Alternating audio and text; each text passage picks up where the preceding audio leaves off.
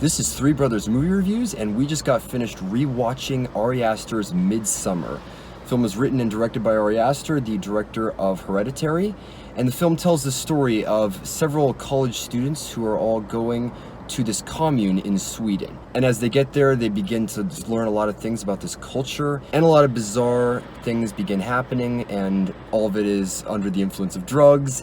And this is a very bizarre film. So we watched this movie, I think a few weeks back. I'd like to say that, earlier this month. I remember when we got out of that movie, we were so perplexed. We couldn't. I remember we were so torn on what genre this movie even falls under. We couldn't come to any conclusions about it. And we talked for such a long time, but we didn't film any review. And I was really glad that we could rewatch it again before we talk about it. So I'm curious how what we think about this in all honesty. But I remember at least for me, I loved rewatching this film. I thought it enriched the experience, and I'm blown away. What did you think rewatching and overall in Midsommar? I mean, this was a movie that I've been wanting to see since the trailer. And the poster, everything about it, looked wow, this looks really interesting. And especially having seen Hereditary, I really was interested in seeing what the director was going to make next. Yeah. I think I whispered to you right as the movie was about to begin, why am I watching this again? Yeah, I remember you said that. You're you said that. You're it's so bizarre that I want to watch this movie again. And I was but again, you feel drawn to it. And and that's what I'm I love it. And I'm watching this movie. I'm there's so many. First of all, do you want to get into spoilers here? I mean, movie's been out a while. I think so.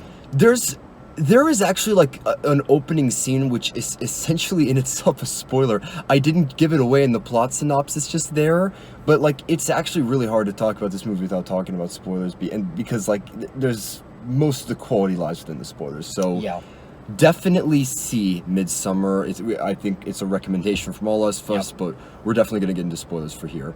But you have the suicide ritual scene, which is something which is repulsive. It's insane to watch. You turned away the first time around, and I got those same vibes that I got from the mirror room scene from Suspiria, where it's you get these butterflies in the stomach, just reaction. And then other than that, also you have the mating ritual scene with also the screaming that Danny is doing, and that's probably my favorite scene in the movie. I love just how beautiful and poetic and all visual storytelling without any dialogue. That scene for me is just it's beautiful. But that's what I love. It crosses between the two of them. And there's a great line at the end of the screenplay that I read. Told me about this. Where it describes Danny's expression and kind of her ultimate fate in the movie as both beautiful and terrifying. I feel there's several scenes in this movie that fit that description, where there's some terrifying stuff going on, really twisted stuff, but a lot of the scenes are extremely gorgeous. I was amazed looking at the at Hälsingland, the village, and realizing I'm pretty sure they built that entire thing. I was they walk in through this basically the place where it was just a sleeping area, and there's all this art on the wall, and they're just marveling in it, and it didn't hit me until now, but I'm that was probably real. All of that. I found the guy's website, the guy that does that opening tableau. Yeah. I'm pretty sure he did most of the art direction with all of the little designs throughout the village. They got a freaking Michelangelo in there, man, to paint all this stuff. And the set design in this movie is beautiful, and it's all practical too. I'm this. I can't think of many scenes that rely on special effects, even less so than Hereditary. This movie's practical and grounded down to earth. So I honestly, I'm really interested to talk about negatives. I'm sure we can talk about a lot of positives here. Yeah. I'm curious if what problems you have with this film. What are you thinking of, if anything, that you think is maybe something which could have been improved on or worked on? What's your takeaway in regards to flaws? think the only flaw that really stood out to me is that I was a little more aware of the runtime towards the end of the movie. Like, I was trying to think back, like, on the movie itself, and like, okay, so the movie opens, and you get basically an evening where you have something happen, which is incredibly important, and then you have opening credits, and then you skip forward a number of months, and like, I was trying to think of like how many days they are in Helsingland, and I think it's like a 9-day festival. They're probably there for like maybe 3 to 5 days. I think so. And I think like those early days just flow so naturally, and particularly because it's almost always daylight, you're not really paying much attention to like things. But I was noticing that on, I think, that final day, I think that it's not boring, but like I was more aware of the time it took to kind of get from pretty much like one point to like where the ending is. But I don't even really know if that's a flaw. Like, yeah, like honestly, it's hard to really define like that as a flaw. Like, there's a lot of things like most of the like Josh, Mark, like a lot of the friends that come along, they're fairly simple in how they're drawn. Yeah. But I don't even think that's necessarily a flaw, because they're drawn well enough to where they do seem like real people. You mentioned something which really stuck out to me. You mentioned how Mark isn't comic relief. Yeah. He's just funny. Yeah, like He's kind of like this like extremely insecure, funny guy that's around. Yeah, he'll just make jokes. He feels like a person. He doesn't feel like someone like that the writers wrote to make scenes less, scary or anything like that. He just says funny things, and like that's what I like. Is like everyone in the movie feels like a person, even if they aren't like really important characters. Everyone feels like real. So yeah, right. I was thinking that, like, watching the movie, I'm like I was thinking like what could be a flaw in this movie, and like everything I was thinking I was like reaching. Like the thing which I pulled from last time is I felt there were a lot of elements that felt familiar.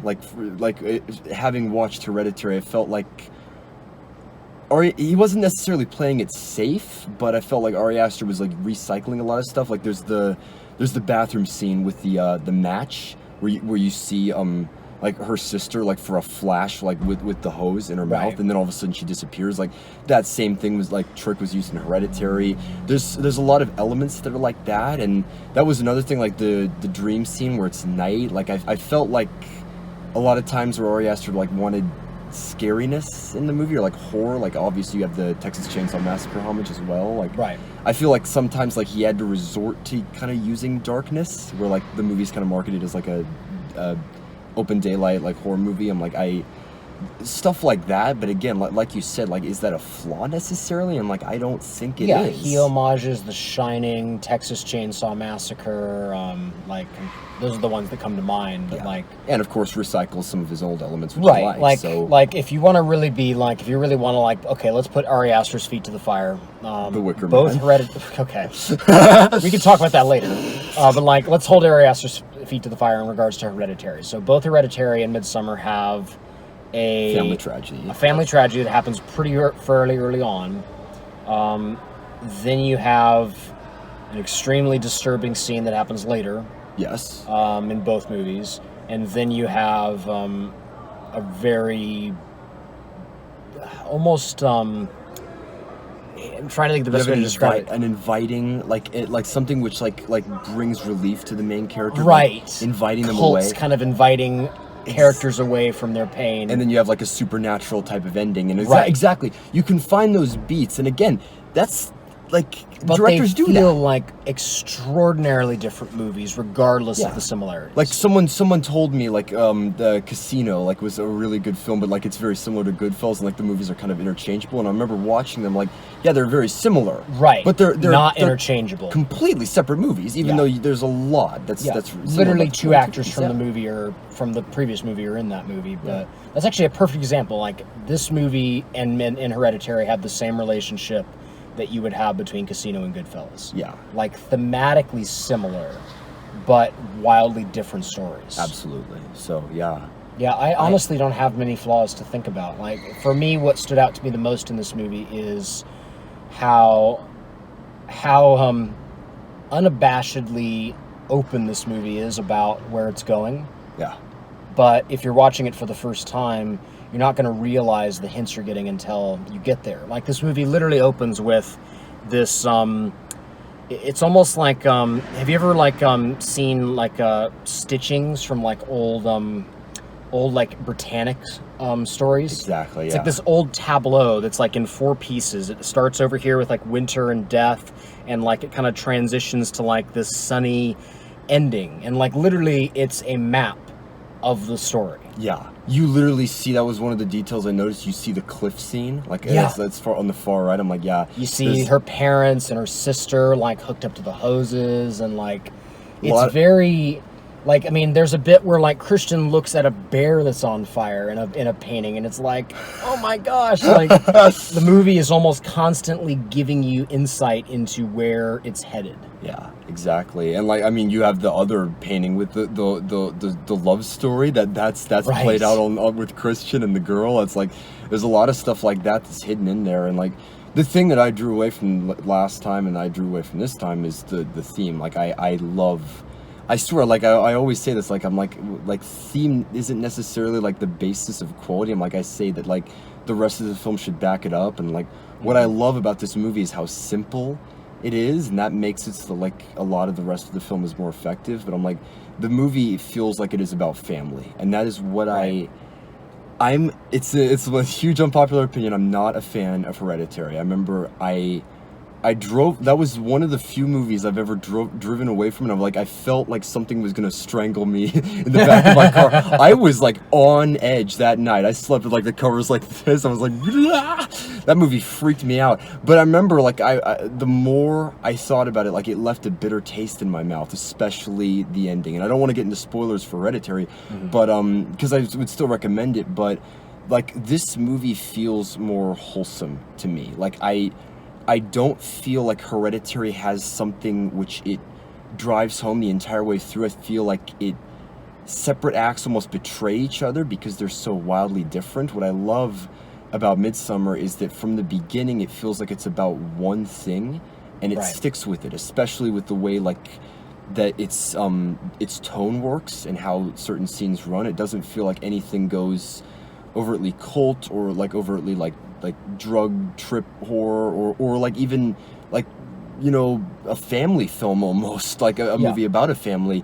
It never feels like anything is like fighting for the spotlight. It always feels like it's a movie about like losing a part of yourself or losing your family and like trying to find a new one. And that's why I love the scene where they're like screaming in the sleeping quarters so much, because it's just it's the perfect representation of what the movie is. It's horrifying and like not normal, but at the same time beautiful, and it's amazing to think about. So I think the cool thing about this movie in comparison to Hereditary is Hereditary has very human pain at the center of it, but at one point it shifts into more of a direct supernatural story. Yeah. And it loses that human connection that really kind of is really striking about that movie. I think that this movie never loses it. Because there isn't anything supernatural inherently. Right. And there is cult stuff, but it doesn't really go full Wicker Man. Like Wicker Man is like, it's funny, we watched it actually after watching Midsommar, and it was interesting because like the aesthetic of Wicker Man very much reminded me of this movie. And clearly, regardless of what the director says, yes, you definitely were inspired by Wicker Man. Don't feel ashamed about it. Oh my gosh, absolutely! It's like it's worth it to like. I think he did a fantastic job. Like, I mean, you call it homage or like 100%. They're like this does not feel like it's like plagiarizing the Wicker Man, like very much a spiritual successor, but its own film for certain. Like, Absolutely. They're definitely about two different things. Like, it's not ripping off The Shining with its like overhead shots of like cars driving, and like it's not ripping off Texas Chainsaw Massacre. It's like it has the DNA of those movies without having anything overtly just ripping something off. Like, what I wanted to say about the human connection though is I went to this panel at Comic-Con, which was about horror and about like kind of this new wave of horror that's happening. And I think one of the interesting things when I think about some of these new horror movies is the horror isn't about a monster. No. It's not about something coming to get you. It's about an emotion that's scary. Like, I was thinking about how both The Babadook and Midsommar essentially are about grief and how people deal with grief and how grief itself can be this terrifying thing. Like in The Babadook, grief literally becomes a monster. Yeah. But in Midsommar, grief drives people to do different things that can be monstrous. Like Exactly. I think that's what's really cool about a lot of these new movies, and especially this movie, is that what's horrific and scary is about a very emotional thing, and that's something that is scary on its own terms. Like that whole sequence on the cliff is really scary, but what's really gripping about it is you're watching someone die. You're not watching someone getting killed, you're watching people die. Yeah. And that's just really traumatizing. Like that opening bit with the suicide, like I think it's the fact that, like, generally with the horror movies that I remember watching when I first started watching horror movies, it was about something that wouldn't happen. Yeah. And it's not to say that this movie would happen, but like the scariest movies for me have always been movies that I feel like are tied to something very real. Yeah. Like Blair Witch Project scares me not because of the witch, not because of anything supernatural, but because of how scary it would be to be lost in the woods, hopelessly. I was thinking about that just now. I'm like, yeah, like that. If you think about it a lot, like a lot of horror movies in recent years have been drifting towards it, like stuff like The Witch and, It Comes at Night. Like honestly, A24 has been like encouraging that with a lot of their movies. But I'm like, that's been around like from the beginning. You have Blair Witch Project, you have The Shining, you have Halloween. They have simple concepts, and it isn't about the killer or like the monster. It's about like what's underneath that and like what relates to reality. And I'm like, yeah, there's like, I think Ari Aster has done a great job with that in recent, like with his two movies about like grief. That's what these movies are. They're about like, someone like being destroyed by it. Like the Babadook. I love that movie, by the way. Like that movie is kind of about like how grief like it, refusing to go away. Like it's been like 7 years in that movie since she lost her husband, and it's like that's still stuck in there, and like it's brought in by this monster that the child is afraid of. But like in this, it's about like fresh grief essentially, and like someone who is like just now like lost something and like trying to replace that. So, and like I said, like my reasons for disliking Hereditary is that I feel like the first and third act are like in disagreement with each other over what that is, particularly because of like the resolution with the main character. But I'm like, I feel that there's a distinct beginning and end with the main character in this movie. I feel Danny, like there's a conclusion which feels like she is at the beginning of the movie and she's at the end, and I feel in both scenes she's the focus. She has control, or like something is being gained like as a result of her actions. So she transforms. Like ultimately the movie is about Danny's transformation from where she starts at the beginning of this movie to where it ends. And I think Ari Aster sort of, I don't know how serious he's being when he describes it this way, but he describes this movie as a breakup movie. It really does feel like I watched him on Kermode and Mayo's radio show, and Simon Mayo was like, come on, man, like call it a breakup movie is to be a little bit facetious. Well, I mean, you can call this movie any number of things, and I'm like, I'd say yeah, and it's also this and also that. It's like it's an accurate statement that is a little bit coy. Yeah, for certain. Yeah. Anything else particularly you wanted to talk about? I think that the thing that I was noticing was how many background details there are. You noticed the face. There's a scene where Danny is like like pretty much like everyone else in the commune, they've like taken this tea that's laced with some unpleasant cocktail of hallucinogens, and so like you start to see like the flowers on her crown start to like breathe, and like there's a moment where she's being carried off on this like on this platform, and in the background of the trees you can see her sister's face, which I had read, if you paid attention, there was a scene where her sister's face like showed up in the shrubbery or something, and I was like, holy cow. I grabbed you and I pointed, and it was there's some spooky stuff, but also really some cool background elements with the characters. Like if you pay attention in certain scenes, you can see some of the characters in the commune like interacting, and like you can see how they're like, some of the stuff they're doing in the background of a scene might come back later. And it was interesting just to like how the camera just seemed comfortable to just kind of like sit there. Yeah. And like you would have all these different characters in frame. You'd have the people that are most important right there.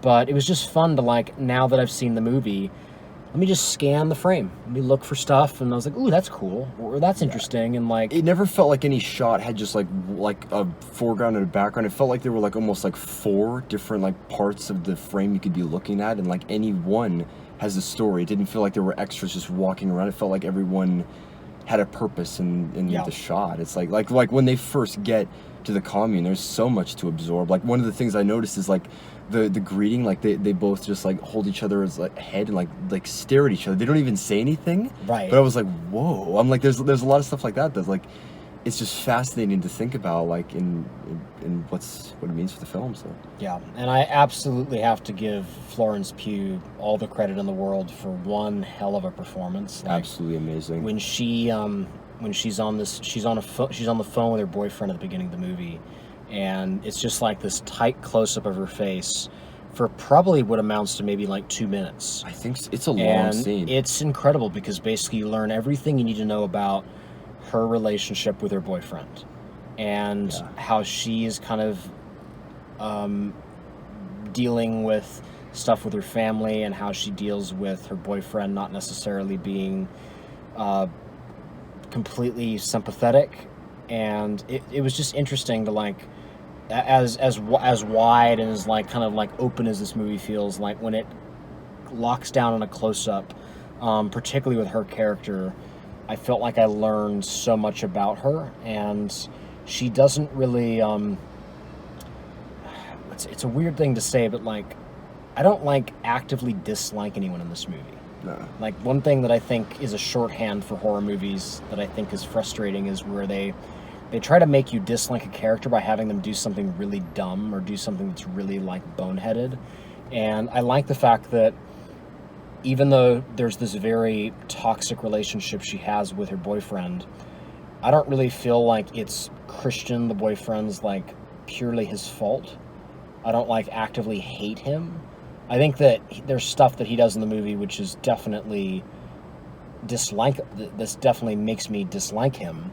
But I think it's interesting to like show that relationship, and it seems like these two people just are not helping each other out. Like they're both sort of actively like contributing to this bad relationship. Like it felt like that was something that felt very true.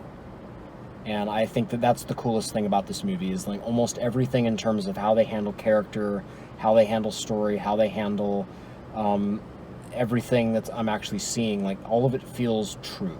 Yeah. Which is like the best thing you can ask for a movie is like make this feel like at least like whatever is truth in this world, whatever is truth in this story.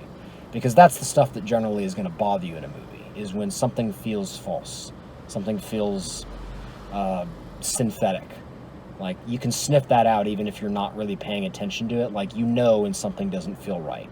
Yeah. And it's cool that almost the whole way through this movie I'm like, this feels right. Even the stuff with the commune, like it's amazing that like it all feels... and I mean as goofy as a lot of that can get, like on its surface, like it feels true to when you walk in through that sun gate. Yeah, this is how it runs. This is how things happen here. Yeah. It's really weird. It's hard to talk about this movie because... It is. Like I have nothing really to contrast it. I have nothing to say about, like, that was kind of a bummer, but that was great. Like, I was just kind of enjoying myself. Exactly. It all feels really consistent and flows, and like we've been bouncing around it by talking about like horror in general, talking about different movies. It's like I just think this movie is really wholesome. It's incredible. I am in love with it. I just love that we described this movie as Midsommar, a wholesome movie. Yeah, this movie's got some crazy stuff. Have you heard about the alleged NC-17 rating? I think I heard that there's going to be a director's cut, which might end up being NC-17. Have you heard about that? Yeah, like possibly like to be released in theaters, like in very like select cinemas, like at different times. But, honestly, like, if there's one thing I can say about this, if there's one thing I'd love to see, I would love to see more of this movie. Oh yes, like more stuff. Like make it. I'd love to see more stuff with like the cult. Yes, and more stuff with like some of the other characters, and like that's what I think the director was saying is he'd be interested in like adding scenes where essentially you just kind of flesh stuff out that's already there in the movie, but like kind of flesh it out more. So no, I'm down with that. Let's watch a NC-17 rated X version of Midsommar. Hopefully they release that with the Blu-ray when they eventually do. Or I'd be game to see that in theaters because yeah, I'm happy. Grades for this movie? I'm really curious what your grade is. A. I love this movie. I had nothing really poor to say about it the first time I watched it, and I think that we had talked about this a little bit, but like I think similar to when I watched Us, watching Midsommar again has essentially enriched it.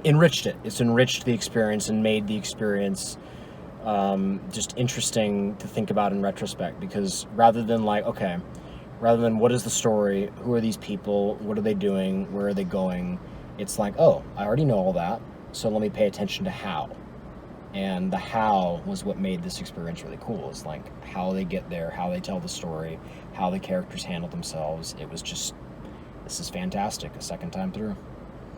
I honestly had the same like reaction where it's like the first time I watched this movie I felt like something wasn't quite right. I was like I felt maybe there was something I was missing the first time around or something like that, but watching it again I just everything felt like it was on point, and that for me was the thing that was missing from Hereditary. I felt like it didn't quite know what it wanted to be all the way through, and I'm like this movie from beginning to end, and in every single scene I was paying attention. Like every scene felt like it was purposeful, and like you said, like Ari Aster apparently wrote this before he wrote Hereditary. Is that right? I think so, because he was able to jump into production basically right after he was finished with Hereditary. It feels more like a fresh film, like something that he would have made like over time, and I'm like I just feel that like he cares about this movie and that he took time and effort to write the script and make it all work and flow.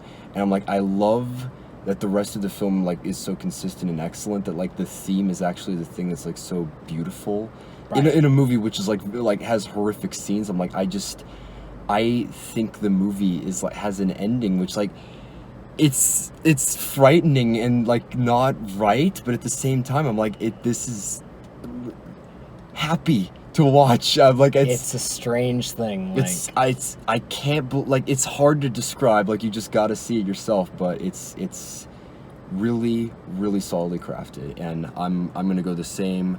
I'm gonna give it an A. This is my favorite movie of the year, without a doubt so far. I'll wait to see what else, but I'm like this. I've not seen another movie this year which is like crafted this way, where it feels like everything is just on point and the director is in control of his film. So. Right.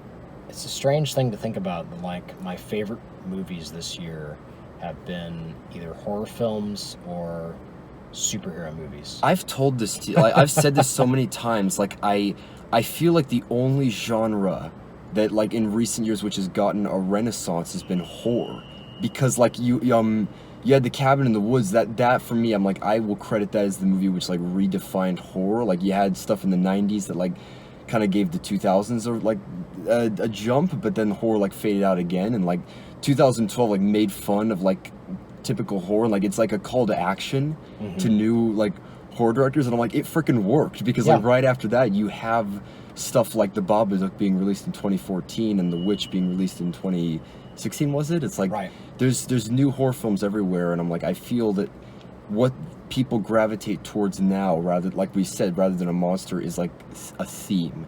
Yeah. One point to make like the horror stick out, rather than just fade into like a monster or economy or being iconic. So, Right. You had 2 decades of like movies essentially saying horror movies suck. Make better horror movies. yeah. Basically, 2010s have been the answer to that, where people are like, okay.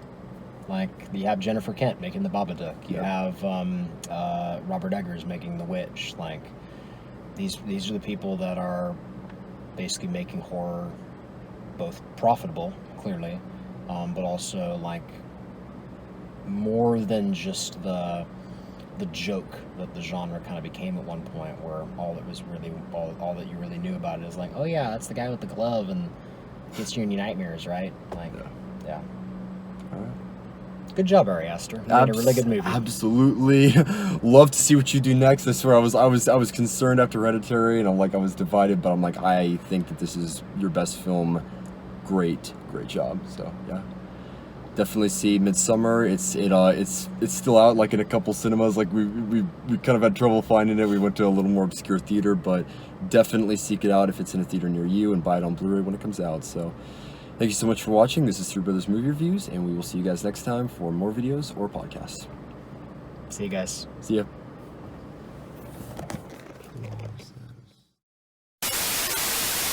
Yeah, Midsommar can suck my unwaxed balls. This movie was a disappointing, disaffecting, disingenuous, directionless, diabolical disaster that goes on forever, meanders through its dull and simplistic plot with all the pace and elegance of a fat positivity activist trying to pole vault, and achieves absolutely nothing during its bloated runtime except to act as a commercial for the Swedish tourism industry. WRONG!